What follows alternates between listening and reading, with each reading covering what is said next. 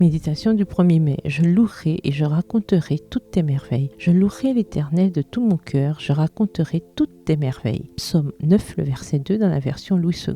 Quand on dit que quelqu'un a une mémoire d'éléphant, qu'entend-on par là? Essayons de comprendre un peu cette expression. Dans le règne animal, chaque mouvement est déterminé par la survie. Cependant, les conditions d'un environnement peuvent changer d'un jour à l'autre. Ce que l'on voit aujourd'hui, on ne le verra pas forcément demain ou l'année prochaine. Pour ne pas être condamnés à mourir, les animaux doivent donc retenir dans leur mémoire où se trouvent les ressources dont ils ont besoin pour survivre. Et c'est là que les éléphants ont l'avantage. Une équipe de chercheurs de l'Université de Californie à Berkeley a placé des colliers GPS sur 15 groupes d'éléphants afin de pouvoir suivre leur itinéraire. Selon Myriam Tsaliuk, ces animaux semblent se rappeler de manière fiable où trouver les meilleures sources de nourriture et d'eau. En outre, l'étude a révélé que pendant la saison sèche, les éléphants deviennent de plus en plus dépendants des sources d'eau artificielles. Leur mémoire les fait aller aux endroits où ils trouveront de l'herbe et de l'eau. Tout comme la mémoire est vitale à la survie des éléphants, elle nous est également essentielle. La victoire sur nos batailles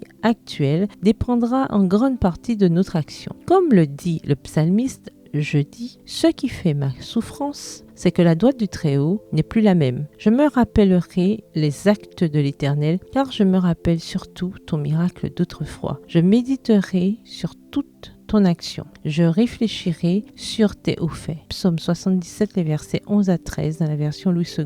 Il y a des périodes de famine et de sécheresse, des moments où la mort nous fait des grimaces, des jours où le dégoût nous domine. Ce sont justement les moments où nous devons nous souvenir des choses merveilleuses que Dieu a faites pour nous. Le psaume 77 exprime le passage de la lamentation à la confiance. Rappeler les interventions divines du passé devient une prière pour que Dieu agisse à nouveau. Ce souvenir des bienfaits de l'Éternel nous ouvre la possibilité de profiter d'un résultat édifiant, quelle que soit notre condition actuelle. Voici ce qu'en dit Matthieu Henry. Le souvenir des merveilles de Dieu envers ses enfants est leur meilleur antidote à la méfiance envers ses promesses, car Dieu ne peut pas changer. Faisons-lui aujourd'hui cette promesse. Je louerai l'Éternel de tout mon cœur, je raconterai toutes tes merveilles. Bonne journée, que l'Éternel vous bénisse.